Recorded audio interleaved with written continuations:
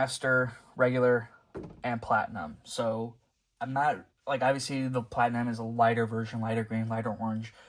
I'm not sure if this is supposed to be from a specific run in comics or whatever. I don't know if it's supposed to be like a reflection from a mirror. That's what my thought was initially with this, but there's some differences, so I'm not sure. If you know in the comments, let me know.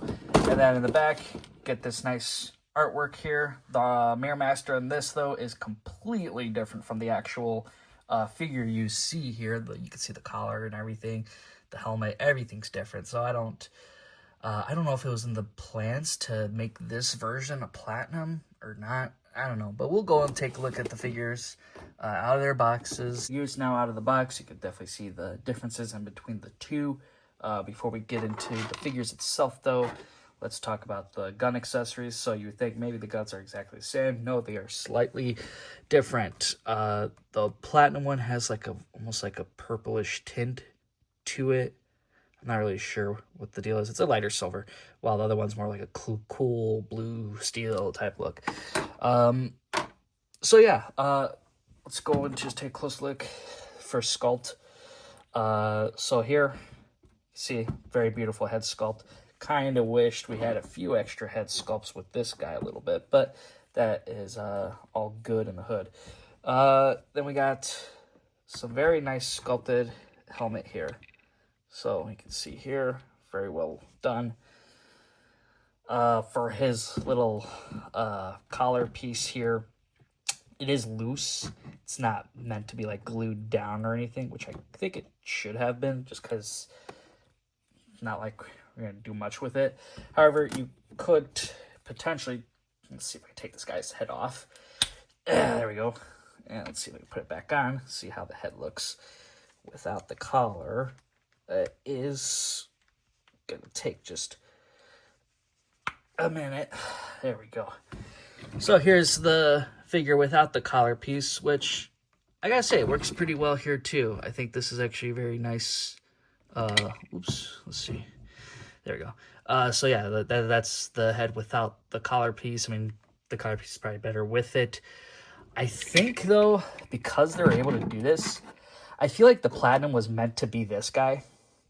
I think they were going to sculpt a whole new thing where you could, like, swap it out and put it in. That's just a theory. Not saying that's true. But, you know, because of this and everything being so different, I don't know. I just genuinely feel that was the idea. And then they, you know, switched to this. And then now they're just like, whatever, we'll just make them lighter. And then we'll call it a day, right? So it is with that. Let's continue on with the rest of the figure with the Platinum version here. So here's the other sculpting. You can see in the belts here. There's no holsters for these guns. Obviously, there shouldn't be, because you can't put this thing in there, unfortunately. Like, there's no, like, extra piece like the Mattel version did, and where you could add it in there or not. But, yeah, so that is the sculpt of the figure. He uses that Commander steel body, which, you know, it's a good body. So, yeah, and then, so that's the close look at the Platinum here. So you can do pretty much whatever with that.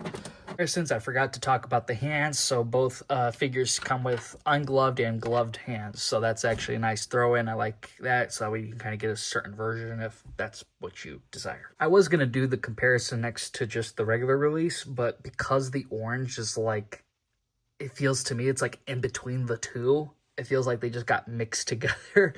So I think that's kind of funny. So that's the Mattel version here. You see they went with ungloved. This was not DC Universe Classics, the signature series, the one you had to subscribe to. That was the way people were getting this dude. But yeah, you know, I'm definitely happy about McFarlane's version here. It's definitely a nicer one. Like, the holsters on the Mattel one just look so goofy like this, especially when you don't have the guns for him. But the thing that what the Mattel one had was his gun was like this, where you can, you know, take this piece off and then pop it on another one where it was like this, just like how his gun is for McFarlane's. So I liked how Mattel did theirs with that. I wish McFarlane did the same, but it is what it is with that. And here we have Mirror Masters with the Flash.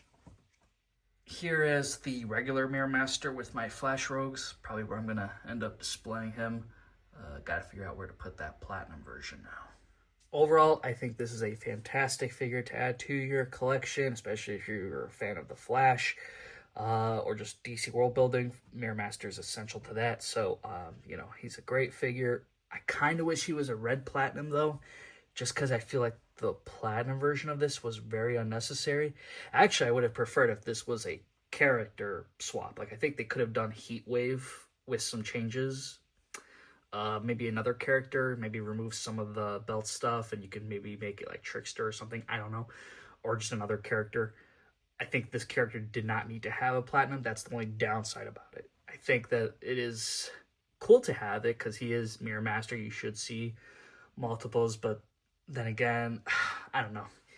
McFarlane could have packed in like 5 mirrors with Mirror Master, and that would have been fantastic too.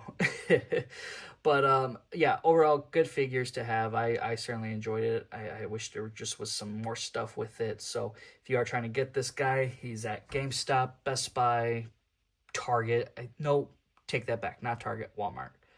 Can't get him at Target, at least not yet. But yeah, that's where you can find this figure. So I hope you guys did enjoy my video review. Like, share, subscribe, and I will see you in the next one.